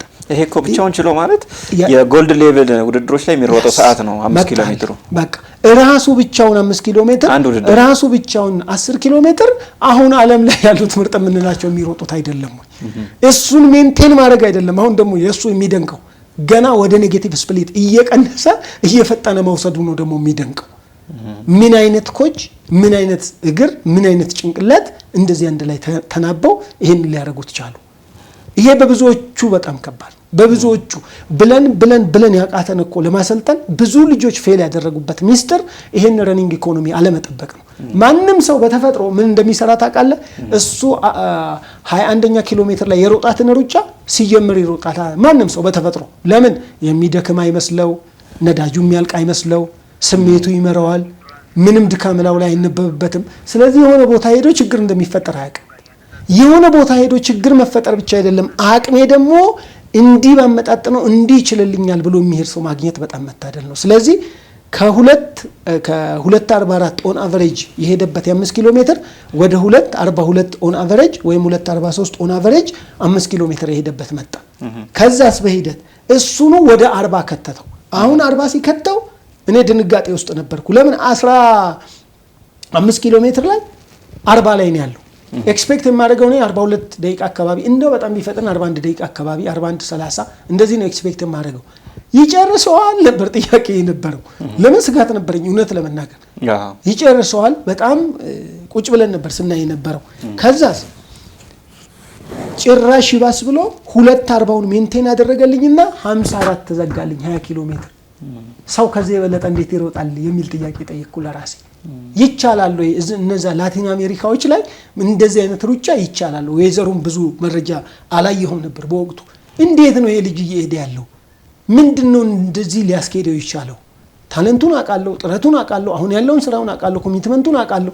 ግን ከሱም በላይ ኤክስትራ ኦርዲነሪ ፐርፎርማንስ ታለንት ፕላስ የሆነው ነገር ምንድነው የሚል ጥያቄ እንደጠይቅ አረገኝ። በተለይ እንደ አትሌት አሁን አእምሮ ላይ ሂሳብ መስራት በጣም ከባድ እንደሆነ ይታወቃል። ቀደም ሲል ያነሳው ነውና ጃኮብ ኪፕሊሞ እንግዲህ ሊዝበን ላይ 57:20 ሲገባ ይሮጠበት ፔስ አለና የመጀመሪያዎችን 5 ኪሎ ሜትር ለምሳሌ በጣም ፈጣን ነው። አሁን ዮሚፍ ከሮጠበት አንፃር ወደ 13:28 አካባቢ ይሮጥና ዮሚፍ ደግሞ 13:40 ነው። ስለዚህ ዮሚፍ ትንሽ ዘገይት ብሎ የተነሳበት ሁኔታ አለ። ጃኮብ ደግሞ ፈጥኖ የተነሳበት አለ። የመጨረሻውን ኪሎ ሜትር ካየን ደግሞ ጃኮብ ኪፕሊሞ 2:57 አካባቢ ነው የሮጠው። ዮሚፍ ቀጀልቻ ደግሞ ወደ 2:32 አካባቢ ነው የሮጠውና ይሄ በጣም የሚያስደንቅ ነውና መካኒክሳቸው እንደው የሁለቱ ንጽጽር ነው ምን ማለት ይቻላል እዚህ ላይ? ከዚህ በፊት በሚዲያው የሚያውቁኝ ሰዎች እዚህ ጋር ነው ጨዋታው ያለው። ሩጫ ስሜት አይደለም ማለት ይሄ ነው። ሩጫ ሳይንስ ነው። ምን አይነት ሳይንስ? ፊዚክስ። ምን አይነት ፊዚክስ? ስፒድ ኢዝ ኢኳል ቱ ዲስታንስ ኦቨር ታይም ተብሎ የሚሰጥህ ያንተ ስፒድ ማኔጅ ይደረጋል በምትሄደው ዲስታንስ በሰዓት። 1 ኪሎ ሜትር በስንት ሲሄድ የቀረውን 15 ወይም 20 ወይም ማራቶን 42 ኪሎ ሜትር ከምናምን እንዴት ይጨርሰዋለሁ ብለህ በልምምድ ራስህን ታውቀዋለህ። ትለካለህ፣ ልምምድ ላይ ራስህን ትገምታለህ፣ ፍጥነትህን ልምምድ ላይ ታያለህ። 1 ኪሎ ሜትር በስንት መሄድ እችላለሁ፣ 2 ኪሎ ሜትር በስንት መሄድ እችላለሁ፣ 5 ኪሎ ሜትር በስንት መሄድ እችላለሁ። ይሄም በትክክል ማኔጅ አድርገህ ሰውነትን እያዳመጥክ አንዳንዴ ልብህ፣ አእምሮህ፣ ስሜትህ ይቀድምና እግርህ ይከዳሃል የለሁም ይላል። ያ ኢነርጂ ሲስተም በተጠበቀው ልክ ሳይሞላ ሲቀር ወይም የሆነ ኬሚካል ማግኒዥየም፣ ካልሲየም ከውስጡ ሲያንስ የምትፈልገውን ፔስ ሜንቴን ማድረግ ያቅታል። አንደኛው ይሄ ነው። ሁለተኛው ደግሞ እያለህ ውድድሩ ያልቃል ሳትጠቀምበት። መቼ እንዴት ልጠቀምበት ብለህ ካልኩሌት ሳታረግ ስትቀር። ስለዚህ ፊዚክስ የሚሆነው ለምንድን ነው? ሜትር ፐር ሰከንዷ እያንዳንዷ አቨሬጅ ሜትር፣ ለምሳሌ ሜትሩ ይቅርና ኪሎ ሜትር ፐር አወርን በለውና 1 ኪሎ ሜትር በስንት ደቂቃ መሄድ ይችላል፣ 2 ኪሎ ሜትር በስንት ደቂቃ መሄድ ይችላል ማለት አቨሬጅ ስፒድ ማለት ነው። ስለዚህ ያን ፊዚክስ ማምጣት አለብህ። ሁለተኛ የኃይል አወጣጥ ስርዓት ማለት ምንም ማለት አይደለም፣ ኬሚስትሪ ነው። ኤቲፒ ፒሲ ፕሮዳክሽን ሲስተም ተብሎ ይታወቃል። በስንት ደቂቃ ምን ያህል ኤቲፒ ፕሮዲዩስ እንደምታደርግ ከ1 ግራም ግሉኮስ፣ ከ1 ግራም ፕሮቲን፣ ከ1 ግራም ፋት ይታወቃል። አይደለም እሱ ምን ያህል ልጁን ባበላው 1 ሰዓት ሲቀር፣ 2 ሰዓት ሲቀር፣ 3 ሰዓት ሲቀር ተብሎ ከምግብ ጋር ጭምር በጥናት ይሰራል። እነሱ ነገሮች ልጅ ውስጥ ምን ያህል ኢነርጂ እንዳለ ጭምር እንዲለካ ያደርገዋል። እሱን ኢኮኖሚካሊ ዲስትሪቢዩት እንዲያደርግ ማድረግ ማለት ነው። ከዛስ የልጁ ዲሲፕሊን ነው ቀጥሎ እንግዲህ የሚመጣው። ማነው? ሰውነት፣ የልጁ ሰውነት ማለት ምን ማለት ነው? ምንድነው የሚስማማው ያን ልጅ? ኢንዲቪጁዋል ፕሪንሲፕል ማለት ይሄ ነው። ለዮሚፍ የሚስማማው ታክቲክ፣ ለዮሚፍ የሚስማማው ስፔሻል ትሬኒንግ ለሌላው አትሌት አብረውት ላሉት ላይስማማ ይችላል። አትሌት ገብረ እግዚአብሔር ከዚህም በፊት ሲገልጸው ነበር። ለኔ የሚሆን ልምምድ ስፔሻል የሆነው ለኮማንደር ስለሽ ባይስማማስ፣ ለጀግናው አትሌት ቀነኒሳ ባይስማማስ፣ ስፔሻል ሆነ ያልኩት በአብዛኛው የጋራ ሆኖ ያቺ ስፔሻል ትሬኒንግ ግን የሱ ብቻ ትሆናለች። ስፔሻል ታክቲክም እንደዛ ነው። ለዮሚፍ ሰውነት የትኛው ነው የሚስማማው? ሶስተኛው ይሄ ነው። ይሄ ደግሞ ባዮሎጂ ነው። ፊዚዮሎጂውን በትክክል መቻል። እንዴት ነው ሆርሞኑ የሚሰራው? እንዴት ነው ስሜቱ የሚሰራው? እንዴት ነው አስተሳሰቡ የሚሰራው? ይሄን ማጥናት። የነዚህን ውጤት ስታመጣ ልጁ የሚያዳምጥ፣ የሚሰማ፣ የሚያስብ በጆሮ በጣም የሚቀበልህና እሱን አናላይዝ አድርጎ መሬት ላይ የሚተገብር መሆን አለበት። ለምን በየኪሎ ሜትሩ አሰልጣኝ ከሊል ወይም አሰልጣኝ ገመዱ እግርና እጅ እያያዙ ይሄን ኪሎ ሜትር በዚህ ሂድ አይሉማ። አንዴ ነው መመሪያ የሚሰጡህ። ወይዘር እያየ ሰውነትን እያዳመጥክ ነው ምላሽ የምትሰጠው። ስለዚህ ዲሲሽን ሜከሩ ማን ነው ማለት ነው? ልክ እንደ እግር ኳስ ተጫዋች ራሱ ነው፣ አትሌቱ ነው። በጭንቅላቱ አናላይዝ እያደረገ የሚሄደው እግር ነው የሚሰራው፣ ጭንቅላት አይሰራም። ስፖርት ውስጥ የለም ጭንቅላት ነው የሚሰራው። ጭንቅላት ነው ስጋውን ማኔጅ ማድረግ የሚችለው። ስጋማ ስጋ ነው፣ ስጋ እንደማያስብ ድሮም ይታወቃል። ውድድር ላይ ጭንቅላት ነው የሚሰራው፣ ጭንቅላቱ ነው የሚሰራው። ስጋው ግን ጭንቅላቱ የሚፈልገውን እቅድ በትሬኒንግ መልመድ መቻል አለበት። ካለመደ ምኞት ብቻ ይሆናል። ምኞቱ በፕራክቲስ መሬት ላይ እንዲያርፍ፣ እንዲካልኩሌትድ ሆኖ እንዲሄድ በትክክል በትሬኒንግ ማኔጅ እየተደረገ ይሄዳል። ከዛ በኋላ እንግዲህ የጃኮብ ኪፕሊሞንና ባይዞይ ጃኮብ ኪፕሊሞን እኔ ከኢትዮጵያ ውስጥ ማነው ከአፍሪካ ውስጥ እንደ ኬንያን እንደ ዳንኤል ኩመን በልዩነት የማደንቀው እንደ ፖልቲርጋት በልዩነት የማደንቀው ትራኩ ላይ ዶሚኔት ያደረገ ነው ማደንቀው ብቻ አይደለም የሚፈራው አትሌት ጭምር ነው። ትራኩ ላይ ኢቭን ማግኘት ያለበትን ያላገኘ ልጅ ነው። እኔ ከጆሹዋ በላይ እሱን እፈራዋለሁ። እንደፈለገ ፔስ የሚመራ እንደፈለገ ሰው የሚቆርጥ እንደፈለገ የሚያከር የፈለገበት ቦታ የፈለገውን የሚያደርግ አትሌት ትርፍ እያለው ገና አውቶሻይን ያላደረገ ትራክ ላይ ለኔ ኪፕሊሞ እንደዚህ ነው። ከኡጋንዳ አትሌቶች ሁሉ ሞዴል እሱ ነው። በጣም የማደንቀው አትሌት ነው። ይሄ ማለት ምን ማለት ነው ካልከኝ ታዲያ የተወሰነ ኢኮኖሚካሊ ያለመሆን ችግር ዋጋ አስከፍሎታል እሱ። መጀመሪያ እኮ 26 ከምናምን ሮጧል 26:42 መሰለኝ አይደል በመኪና ተከልሎ ወርልድ አትሌቲክስ ዌዘር ስለተቀደደለት እንደ ፔስ ሜከር መኪናው ስለሄደለት አሊዝም ብሎ የከለከለው ባርሴሎና ላይ ኦልሞስት ልጁ አቅም እንዳለው ያሳየበት ነው። ብልጠቷ ምንድናት? መኪና በቀደደው አየር ውስጥ ኦልሬዲ ተደብቀ የምትሄድበት ትንሽ ኤር ሬዚስታንሱን ለመቀነስ የተሰራ ስራ ነው ኤክስ ያስደረገበት። ከዛ ቀጥሎ ነው እንግዲህ ኦልሞስት በ26 በዚህኛው አመት ማርች ላይ በ57 ታያ ድረስ የመጣው ሊዝበን ላይ ሮጦ ማለት ነው። ዘን እዛ ላይ ኢኮኖሚክ ያለው ነው ምንድነው መጀመሪያ ላይ ሄደበት የተነሳበት ስሜት መጨረሻ ላይ ሄዶ ዋጋ አስከፈለው ማለት ነው። አየህ መጨረሻ ላይ ዋጋ ማስከፈል ብቻ አይደለም ይሄ ልጅ ይችላል። አሁን እኩል መተው 1 ኪሎ ሜትር ሲቀር ለዚህ እኮ ነው ቅድም ያነሳሁት ዮሚፍ 800 ሜትር ፊኒሺንግ ቢነሳ ሰው አብሮት ይጨርሳል የሚል ጥያቄ እኮ የጠየቁት ለዛ ነው ትራክ ላይ ዛቴሷ ይሄ ልጅ አብሮት ቢኖር 2:30 እኮ ነው ኦልሞስት 2:60 የተከደ ፔስ ማለት እኮ ነው ኦልሞስት የመጨረሻ 1 ኪሎ ሜትር 60 የሚከድም ፔስ መቋቋም የሚችል ተፈጥሯዊ ብቃት ታለንት ሳለ ወይ ኪፕሊሞ ብዬ ብጠይቅ ምናልባት ራሱ ደግሞ ሌላ ሪሰርች ይፈልጋል። 2:40 እና 2:42 ማለት እኮ አጠቃላይ አሁን ዓለም ላይ ካሉት የ10000 ፔሶች ነው። በቃ 10000 በ10000 ሜትር ፔስ 21 ኪሎ ሜትርን ጨረሰው። ለዚህ እኮ ነው ቅድም ያነሳውልህ 57:30 እንትን ላይ ቫሌንሺያ ላይ ዮሚፍ ከፓሪስ መልስ ባንድ ወር ውስጥ ሲሮጥ ለምን አልተጸጸትንም? ያኔ እኛንን ጥፋተኞቹ እንጂ ልዩ ታለንት አለው ለምን አላልንም? 57:30 እኮ ኦልሞስት ለዚህኛው ያንድ የ80 ሰከንድ ልዩነት ነው እንጂ እኮ ለዚህ የቀረበ ሰዓት ነው እየሄደ ያለው ልጁ። ያ ማለት ሌላም ሚስጥር አለው። 10000 ሜትር ዓለም ላይ እንዲናቅ አደረጉት። በቃ 10000 ሜትር እንደማይፈለግ እያሳዩት መጡ። ለምን 10000 ሜትር ጨርሶ የሚደክም ሰው የለም። ሌላ 10000 መድገም ይችላል። ስለዚህ መድገም ከቻለ ለምን ብላ 10000 ብቻ መሀል ላይ አዘጋጅተህ ታቆማለህ? በ10000 ሜትር ፔስ 21 ኪሎ ሜትር ማለቅ ጀመረ። ስለዚህ 21 ኪሎ ሜትር እና 10000 ፎቶኮፒ ናቸው። ኢነርጂ ሲስተማቸውን በጣም እንደዚሁ የተቀራረበ ነው። በዛ ላይ የ1500 ሜትር ፍጥነት ከታች ይሄ 57 57 58 58 የሚሄድ ፔስ ይዘ ከመጣ ይሄው 20 ኪሎ ሜትር ከሮጥክ በኋላ ዘነጠ 60 ትሮጥበትና ታሸንፍበታል። ዛት ኢዝ ዋይ ኪንግ ኦፍ ዘ ትራክ የተባለው 1500 ቤዝ ነው ለሁሉም ኢቨንት የምንልበት። እሱ ደግሞ እዚህ ነው የተነሳው። በቃ ከዚህ ነው የተነሳው። ሚድል ዲስታንስ ላይ ምን ያህል አውቶሻይን እንዳደረገ እናውቀዋለን። ከወጣቶች ቻምፒዮንሺፕ ከዓለምም ከአፍሪካም ጀምሮ በተለይ እሱ እኮ ወጣቶችን በጣም አውቶሻይን አድርጓል። ጎልድ ሜዳሊስት ነበር በመደዳ እንደውም ሲኒየሩ ላይ ኦልሬዲ አልቀናጅ እያለ ብዙ ገባ ወጣ የሚሉ ነገሮች ኢንጁሪም ተጨምሮበት እየወጣ እየገባ የነበረ እንጂ 100% እኮ ትራኩ ላይ ዶሚኔት አድርጓል። በጁኒየር ቻምፒዮንሺፕ ላይ በጣም ኤክስትራ ኦርዲናሪ ፐርፎርማንስ እንደውም ፊኒሺንጉ የተለየ ብቃት እስኪያስብለው ድረስ ኬትም ኢቨንት ላይ የተነሳ ፓሪስ ኦሎምፒክን ታስታውሳለህ? ኮችና የሴቶች ማራቶን በተለይ ትግስት አሰፋና ሲፋን ሀሰን የመጨረሻ ደቂቃ ትንቅንቁስ እናስታውሳለንና በተመሳሳይ እንግዲህ ትግስትም ከ800 ሲፋንም ከ1500 የመጡበትን ሁኔታ እናስታውሳለንና በተለይ ከዚህ ከሚድል ዲስታንስ የሚመጡ አትሌቶች የመጨረሻ ፊኒሺንጋቸውን ምን መስራት እንዳለበት ቤዝ ይዘው ነው የሚመጡትና ይሄ ትልቅ አስተዋጽኦ አድርጓል። ይሄ ምንድነው መሰለ ኒውሮ ማስኩላር ሲስተም ይባላል። ኢትዮጵያ ገና ያልጀመረችው ዳገት የሆነባት ዓለም በሙሉ እየሰራበት ያለ ኒውሮ ማስኩላር ሲስተም ማለት ምን ማለት ነው? ጡንቻ መኮማተር ኮንትራክሽን መስራት የሚችለው በትዕዛዝ ነው። ትዕዛዙን የሚያገኘው ከነርቭ ነው።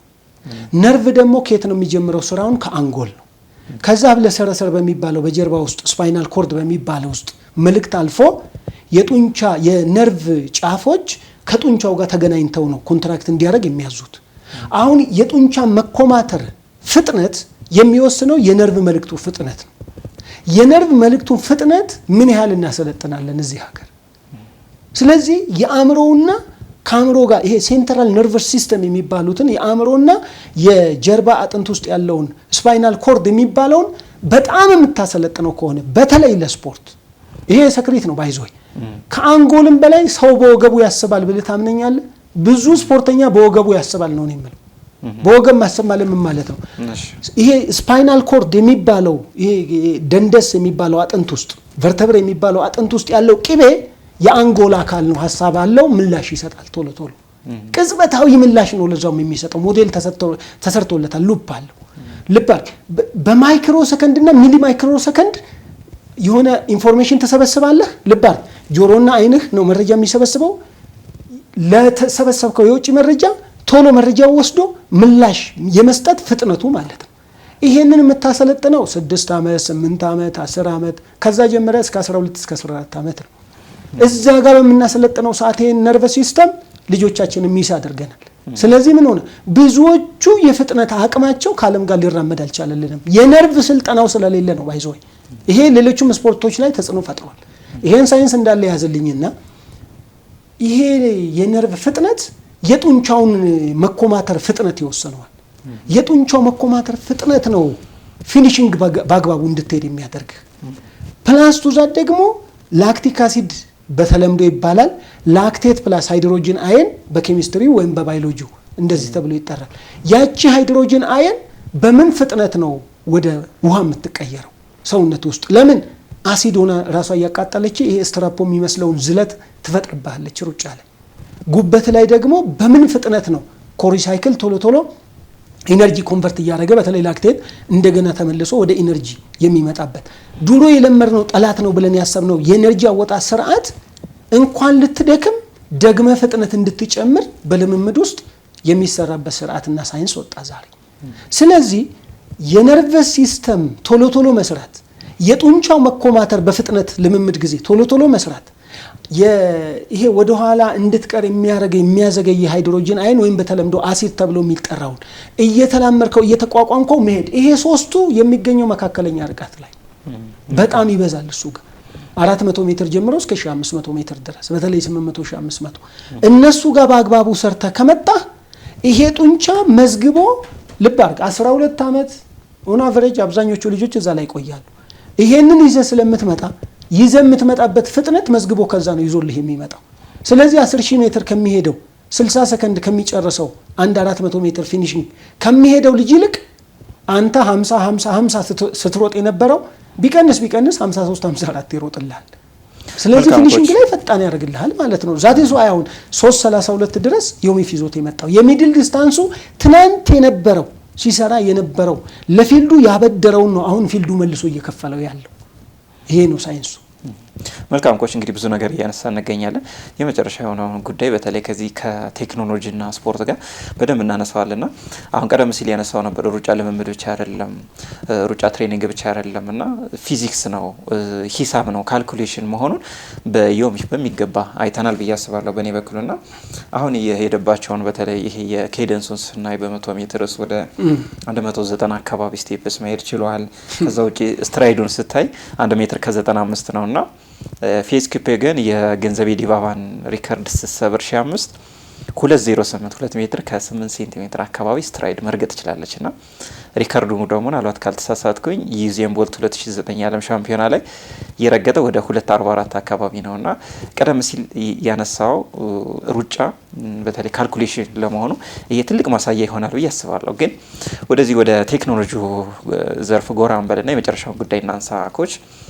በባለፈው ለንደን ላይ እንግዲህ ዮሚፍም ሴባስቲያን ሶም በለንደን ማራቶን ላይ ሲሮጡ አዲዳስ ለየት ያለ ጫማውን በተለይ ደግሞ ከዛ በፊት ያላመረተውን ጫማ ለነሱ እንግዲህ በሙከራ ደረጃ እንዲሮጡበት ማስደረጉ እናስታውሳለንና ይሄ አዲዳስ አዲ0 ፕሮ ኢቪ 3 የሚባለው ጫማ ነውና ዮሚፍም ትላንት በዛ ነው የሮጠው ሁድለትና ጫማ ምን ያህል አስተዋጽኦ አለው? ምክንያቱም ቀደም ያሉት የኢትዮጵያ ጀግና አትሌቶቻችን ይህን ጫማኛ በዛን ወቅት አግኝተን ቢሆን ኖሮ የሚል ቁጭት አላቸውና በተለያየ ጊዜ ሳይነሱት ይሰማልና ቴክኖሎጂ ሩጫውን ምን ላይ ያደረሰው ነው ኮች? የታደለ ትውልድ እንግዲህ ለምንድን ነው የታደለ ትውልድ የምለው? እኔ በጣም ብዙ የሚለፋ ከ3 ሰዓት ያላነሰ ጫካ ውስጥ የሚማስን መስቀል አደባባይ ላይ 3 ሰዓት ሙሉ የጂምናስቲክ በሚለው በተለምዶ አጠራር ወይም ስትሬንግዝ ኢንዱራንስ ስራዎች የፑሽ አፕ ሲት አፕ ያለባቸው ስኳት ያለባቸው ስራዎች የሚሰሩበትን ዘመን በተወሰኑ ደርሼባቸዋለሁ። ይቅርታ ያ ትውልድ ኮሚትመንቱ ራሱን የሰጠበት መንገድ ጥንካሬው የከፈለው ዋጋ የሚደንቅ ብዙ ነው የለፋው። ምንም አቋራጭ መንገድ አልነበረው። በተቃራኒው ደግሞ ይሄኛው ከጁ ሞባይል እና ከጁ ሰዓት ጀምሮ ሁሉ ነገር በጥናት እየተጠና በሩ ላይ መጣለት። ይሄኛው የታደለ ትውልድ ነው ከተጠቀመበት። ይሄም መሆኑ በአንድ በኩል ዓለም በሙሉ ተቀራረበ። አሁን ምንም ሚስጥር ነው ብለህ የምትይዘው ነገር የለም። ሚስጥሩ ያለማወቅህ ብቻ ነው። በዚህ ዘመን ካላወቅ ሚስጥር ነው፣ በቃ ምንም ማድረግ አትችልም። ኢትዮጵያ ውስጥ ያለማወቅ ነው ከዚህ በኋላ ለኔ ሚስጥር። ለምን ሁሉም ሀገር ያሮጠው ሀገር ጭምር አውቆታል። ሴኔጋል ረጅም ርቀት ሯጭ አላየንም፣ ግን ሴኔጋል ውስጥ ብዙ ስለ አትሌቲክስ የሚያውቁ ምሁራን ግን አሉ። ጋና ውስጥ ብዙ ስለ አትሌቲክስ የሚያውቁ ሯጮች አሉ፣ ረጅም ርቀት ባይሮጡ። ይሄ ማለት ምን ማለት ነው? እውቀት ዛሬ በጣም ቅርብ ሆኗል። እውቀትን በአግባቡ መጠቀምና መተግበር ደግሞ የትውልዱ ኃላፊነት ነው ብዬ አስባለሁ። የተጠቀሙበት እንደዚህ ይሄዳሉ። ለዚህም አዲዳስ ስፖንሰር እንዲያረጋቸው ፈቃደኛ የሆኑ ኦልሬዲ አሁን ከረንትሊ ስራውን የሰራው እሱ ስለሆነና ዛሬም ኢሹ የምናወራው እሱ ስለሆነ ስፔሲፊካሊ እሱን ማንሳት ግድ ከሆነ አዲዳስ የሰራው ስራ ምስጋና ሊያሰጠው ይገባል። እዚህ ብቻ አይደለም፣ ባይዞ ዓለም ላይ በጣም ከፍተኛ ተጽዕኖ እየፈጠረ ነው በአሁኑ ሰዓት ያለው። ያ ፕሮዳክት ህገወጥ ባልሆነ መልኩ ፐርፎርማንስ ኢናንስ እንዲያረግ እንዲጨምር ልጆቹን እንዲረዳ በኔጌቲቭ ሲጎዱ የነበረ አሁን ኩሽኒንግ ኢፌክት ይባላል። ይሄ ዝቅ አሁን እኮ ባይን ስለማይታይ እንጂ ማይክሮስኮፒክ ኤሌክትሪካል አድርገህ ብታየው ሰው ዝላ ያለው ሲሮጥ ዝላ ያለው የራሱን ኪሎ በ3 እጥፍ ቢያንስ ወደ መሬት እየቀጠቀጠ ነው የሚሮጠው ጫማው ላይ። ዜን ኩሽኒንግ ኢፌክት መሬት አንጥሮ ወደ ላይ መመለስ የስፖንጅ ባህሪው ከበዛ ብዙ ሰከንድ ይወስዳል። ካነሰ ደረቅ ይሆንና ወደ ላይ የሚወጋህ አንተ መሬቱን በመታው ልክ አይደል ወደ ላይ መልሶ የሚመታህ አክሽን ኒውተን ሰርድሎ አክሽን ኤንድ ሪአክሽን የሚባለው የኒውተን ሶስተኛው ህግ እንደዛ ነው የሚለው። በገፋው ልክ ይገፋል ነው። መሬቱ ላይ ባሳረፍከው ፎርስ ክብደት ልክ መልሶ ወደ ላይ ወጋህና መልሶ ወደ ላይ ፑሽ ያደርግህና ወደ ወገብህና ወደ ጭንቅላት አካባቢ ስሜት ይሰማሃል። ይሄ ስሜትም ደረቅ ሆኖ እንዳይሰማህ ጫማው በጣምም ሶፍት ሆኖ ወደ ታች እየሰመጠ ብዙ እንዳያቆይህ ሆኖ ተሰራ ማለት ነው። ስለዚህ ሌሎችም ድርጅቶች አሁን በተመሳሳይ እየሰሩ ያሉበት ሁኔታ አለ። ለምሳሌ ናይክ ማንሳት እንችላለን። ፌዝ ክቤክን 1 ማይልን አንደር 4 በሚል ፕሮጀክት እንድትሮጥ ሙከራ ማድረጋቸውን አስታውሳለሁ። የተለያዩ ቴክኖሎጂዎችን ተጠቅመውና አዲዳስ ደግሞ ተመሳሳይ ነገር እያደረገ ይገኛል። አሁን የሴቶችን በማራቶን ሪከርድም ስናይ ወደ ኬንያ የትግስትን ማንሳት እንችላለን። ከዛ ውጭ አሁን ሴባስቲያን ሶ አብዛኞቹን አዲዳስ ናቸውና በተለይ የጎዳና ውድድር ላይ አዲዳስ እየሰራ ያለው ስራ ማለት ተጠቃሚ ያደረገው ማለት ይችላል። 100% ነው ለኔ። ምክንያቱም የፎቴንን ሰዓት ስናይ የትግስትን ሰዓት ስናይ የራሱ የዩሚፍን ሰዓት ስናይ አንድ ካምፓኒ ከዚህ የበለጠ ምን አይነት ፐርፎርማንስ ሊያሳይ ይችላል በአለም ላይ ከአትሌቶቹ ጋር ሆኖ። ጫማው በነገር ላይ ሪከርድ ነው፣ ወደ 97 ግራም አካባቢ ነው። ሌሎቹ ናይክ ወደ 120 እንደዛ አካባቢ ያላቸው አሉ። ግን ይሄ ከ100 በታች ግራም የተሰራ የመጀመሪያ ጫማ እንዲቀል እኮ አሁን ጫማ ያደረክ ያህል እንዳይሰማህ ክብደቱን ወደ ዜሮ የመቀየር ስራ እኮ ነው አሁን እየተሰራ። የፎም ቴክኖሎጂ ምን ያለ ደረጃ ላይ እንደደረሰ ይሄ በሙሉ የሚያሳየው ምንድነው? የትጥቅ ካምፓኒዎች እለት ፐርፎርማንስ እንዲጨምር እንቅልፋተው በአለም ላይ እየሰሩ መሆኑን ያሳያል። ልባር የትጥቅ አምራች ካምፓኒዎች ለህዝቡ የሚሸጠውን የተለመደውን አዲዳስ ብቻ አይደለም እያወራን ያለ ነው። ቬሪ ስፔሻል ሂውማን ፖቴንሻል የሰው ልጅ ከተፈጠረ ጀምሮ የራሱን ሊሚት ጣሪያ የብቃት ጣሪያ እንዲነካ የሚያስችል የቴክኖሎጂ የምርምር ውጤት ሃው ማኒ ዶክተርስ ብለን አሁን እዛ ጋር ብናስቀምጥ ብዙ በኬሚስትሪ በኬሚካል ፕሮዳክቱ ማለት ነው ኦልሬዲ እዛ ጋር ስለሚመጣ እንደገና ደግሞ በፊዚክስ ሞሽንን በማጥናት ተጽዕኖ እንዳይፈጠር በማድረግ የፊዚክስ እና የኬሚስትሪ ቤዝ ያላቸው ስንት ዶክተሮች እዛ ጋር ዋጋ እየከፈሉ እንደሆኑ ማየት ይቻላል። እንደኛ ሀገር ልብስ ሰፍቼ ያቀርባለሁ እሷ ቀልድ አይደለችም አሁን እዛ ጋር እየተሰራ ያለው።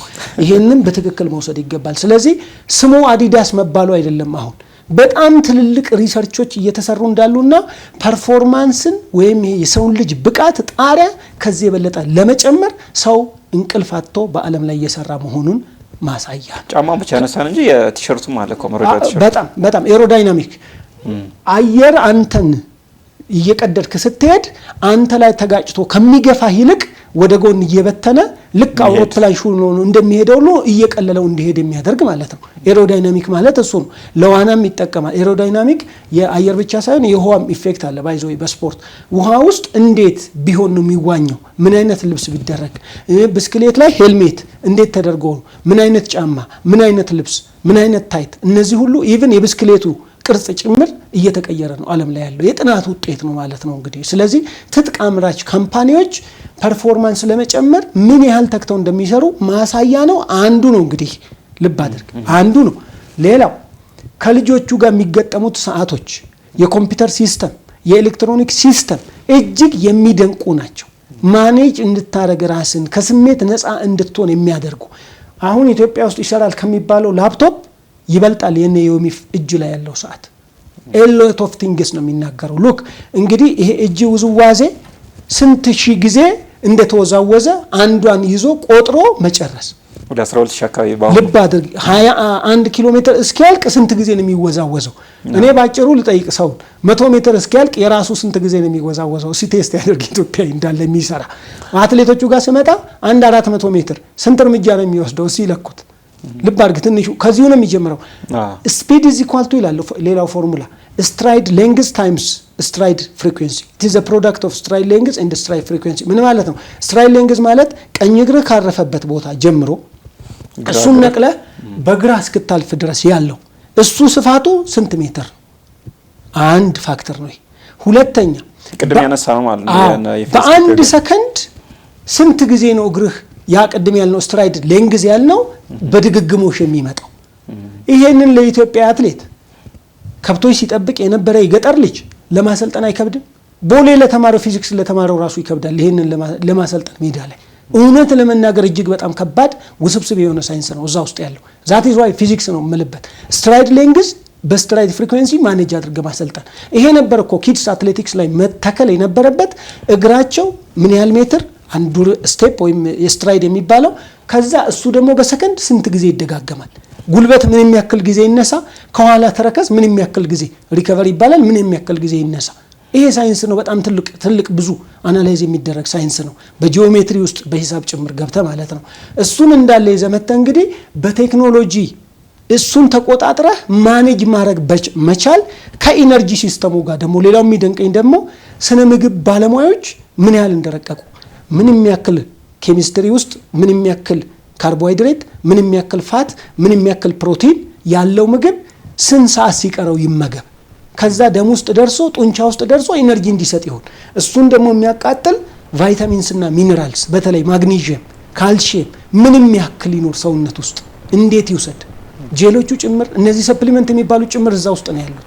እነዚህ በሙሉ ተደምረው የሚወስደው ውሃ ጭምር ቁጥር ውስጥ ገብቶ ስነ ምግብ ባለሙያዎች ደግሞ የሚሰሩት የቴክኖሎጂን ውጤት የፕሮዳክት ውጤት ተጠቅመው የልጁን ፐርፎርማንስ ኢንሃንስ ለማድረግ የሚኬድበት ርቀት ይሄን ያዝ።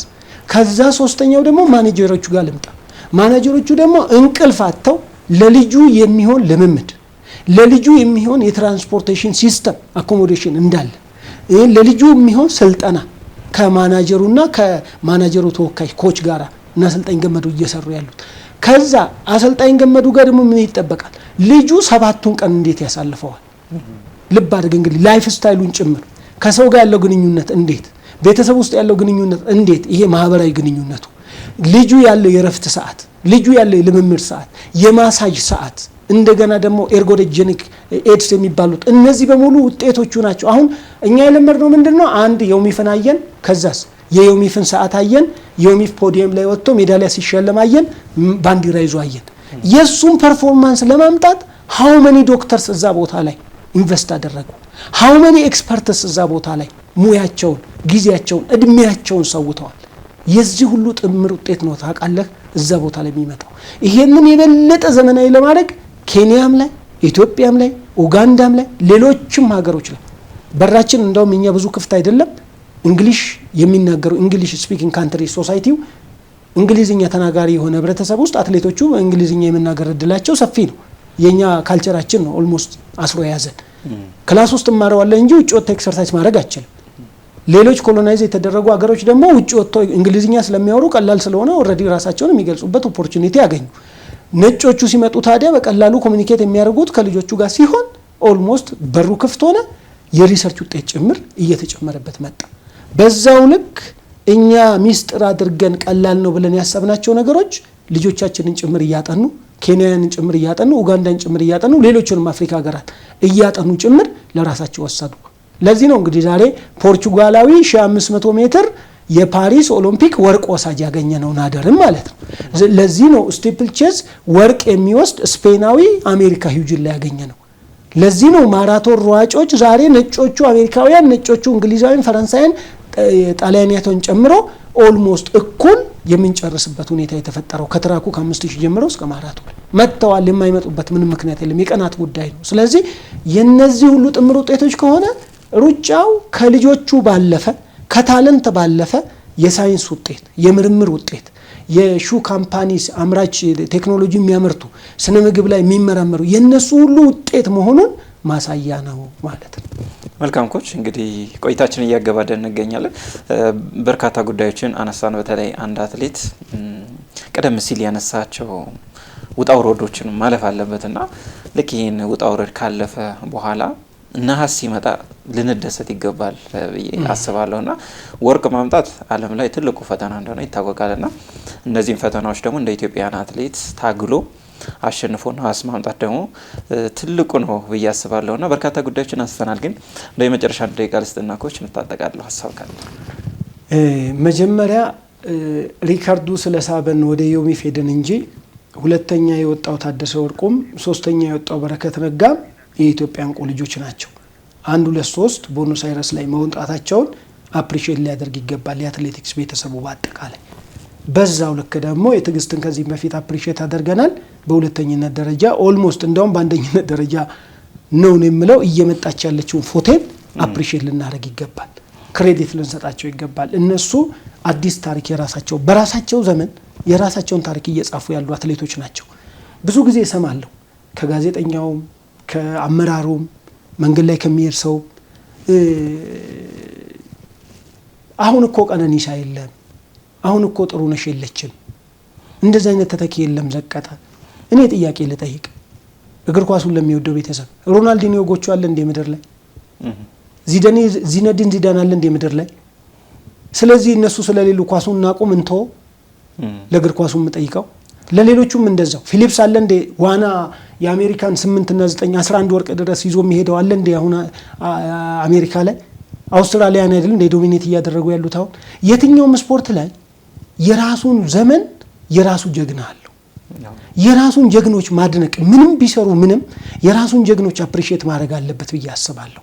ሀገር እስከወከሉ ድረስ አይደለም ሜዳሊስት መሆን ኢትዮጵያ የምትባል ሀገር በብዙ ጉስቁልና ውስጥ ያለች ሀገር ከዓለም ጋር እኩል የምታወራበት ቀን እስኪመጣ ድረስ ቀና ያደረጉት እነዚህ ልጆች ናቸው።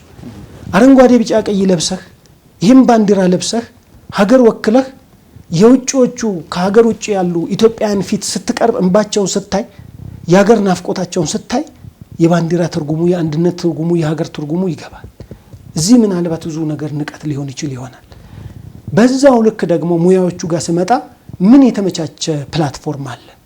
ባለሙያውን ኢንካሬጅ የሚያደርግ አትሌቱን ኢንካሬጅ የሚያደርግ አንድ ለእናቱ የሆነች አዲስ አበባ ስቴዲየም ተይዛ በሷ ውስጥ በልመና ውስጥ እየተገባ የመጣ ውጤት አይደል?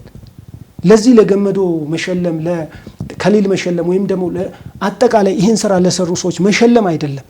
መከራ አብዝተንባቸው ነው ውጤቱን የሚያመጡት በግልም የሚሮጡ ጭምር ብለን መቼ ይሆን የምናስበው? ከዛ ውጪ እኔ ለህዝቡና ለአትሌቲክስ ቤተሰቡ ለስፖርት ቤተሰቡ ስፖርት ፕሮሰስ መሆኑን መቼ ነው የሚገባን? እስከ መቼ ነው እንቅልፍ የምንተኛው? ያኔ ባልገባን ሰዓት ዓለምም ሳይገባው ቀርቶ እና አበበ ቢቂላ ጭምር ታሪክ ሰርተው ምንድነው ላሳንስ ፈልጌ አይደለም። ትልቅ ነው የሰሩት ታሪክ ምንም እርዳታ ሳይኖራቸው እውነት ነው። ግን ደግሞ ትውልድ ወደ ኋላ ሲቀርና የምንፈልገውን ነገር አላመጣ ሲልህ የአትሌቲክስ ስፖርት ብቻውን አይደለም አላመጣ ያለው። በትምህርት ያለው ችግር በስፖርትም አለ። በሌላው ሴክተርም ያለው ህመም በስፖርትም አለ። ለብቻው ስፖርት የሚያመጣው ነገር የለም። ይሄን ከግምት ውስጥ ወስደን አሁን ያሉትን አፕሪሺየት አድርገን ግን ከውድቀታችን ደግሞ ከዝቅጠቱ ደግሞ እንወጣለን እንሻገራለን ብሎ ደግሞ ማሰብ ተገቢ ነው ብዬ አስባለሁ። የሚመሩትም ሰዎች ብዙ ራስ ወዳድ ባንሆን። እኔ የሁሉም ሰው መደምደሚያው አጭር ነው፣ ህይወት አጭር ነው። 4 ዓመት ሩቅ ይመስለናል ስንመራ፣ አጭር ናት። እውነት ለመናገር ስራ ሰርታ አትወርድም። ስንወጣ ብዙ ነገር የምናደርግ ይመስለናል። ስንወርድ ነው የሚቆጨን፣ እንደዚህ ባደረግኩ ኖሮ ተብሎ እንዳይቆጨን እያንዳንዷን ሌሊት በአግባቡ እናስብ። እንዳመራር የምንችለውን አስተዋጽኦ እናበርክት። ከዛም በኋላ ሳንኮሰኮሰው ለትውልዱ የሚቻለውን የተመቻቸ ፕላትፎርም ሰርተንለት እንሄድ። ዛሬ የትኛውም ትምህርት ቤት አፍሪካ ላይ ስትሄድ ትራክ አለ፣ የልጆች መጫወቻ፣ ልጆች ራሳቸውን ኮንፊደንስ ዴቨሎፕ የሚያደርጉበት፣ አክቲቭ የሚሆኑበት፣ ጤንነታቸውን የሚጠብቁበት። አክቲቭ የሚሆነው እኮ ነው ነገ የሚገርም ሪሰርቸር የሚሆነው፣ ሀገር መሪ የሚሆነው፣ ብዙ ቦታ ላይ ባለሙያ አድርገህ የምትቀጥረው። ለነሱ መሳተፊያ እግረ መንገዱን ታለንተሪ የሆኑ አትሌቶችን የምታወጣበት ይሆናል። ስለዚህ የትምህርት ቤቶቻችን ስታንዳርድ አብሮ ከትራክ ጋር ይገንባ። ልጆች በስፖርት ሜዳ ላይ የሚውሉበት ሁኔታ ይመቻች። ከዛስ በኋላ የምንመራ ሰዎች ደግሞ ኃላፊነት እንውሰድ። ስፖርትን ለመምራት ስፖርት መማር አያስፈልገውም። ለኔ ስፖርት መማር አያስፈልገውም ማለት ምን ማለት ነው? የትምህርት ቤት ዳይሬክተር ግቢ ውስጥ ትራክ ያለው እግር ኳስ ሜዳ ያለው መሬት ማዘጋጀት ይችላል። ለስፖርት ማሰብ ማለት ከሱ ሙያ በተጨማሪ ልጆቹ የሚውሉበት የሚጫወቱበት፣ እዛው ላይ ህይወታቸውን የሚቀይሩበት ማለት ነው። ይሄን ከግምት ውስጥ ወስደን ህብረት ፈጥረን ህፃናቱን የምናሳድግበትን ፕላትፎርም ከፈጠርን እውነት ለመናገር ነገሮች ይቀየራሉ። እንደ ቅርበት ግን ፌዴሬሽንም ሆነ ኦሎምፒክ ኮሚቴም ሆነ ሚኒስቴር መስሪያ ቤቱ ባለሙያዎች የሚያዙበት ሁኔታ ፕሊስ ይስተካከል። አመሰግናለሁ። እሺ፣ እናመሰግናለን ኮች። ያው ረዘም ያለ ደቂቃ የሚወሰድከው ውስጥ ብዙ ቁስለት ስላለ ነው፣ በተለይ አትሌቲክስን በተመለከተና ሌላ ጊዜ ደግሞ በሰፊው እንደምንጫወት ተስፋ አድርጋለሁ። ኮች ስለመጣች ጋር አመሰግናለሁ። አመሰግናለሁ። የተከበራችሁ ተመልካቾቻችን ከአሰልጣኝ መሰረት መንግስቱ ጋር ያደረግነው ቆይታ ይህንን ይመስል ነበር። ለሐሙስ ወደ እናንተ የሚደርሰው የአትሌቲክስ ፕሮግራማችን በቀጣይ ሳምንት ደግሞ በሌሎች ርዕሰ ጉዳዮች ላይ እንገናኛለን። ደሳሌ ዳኛው ፕሮግራሙን እየመራው አብሬያችሁ ቆየሁ። ጤና ይስጥልኝ።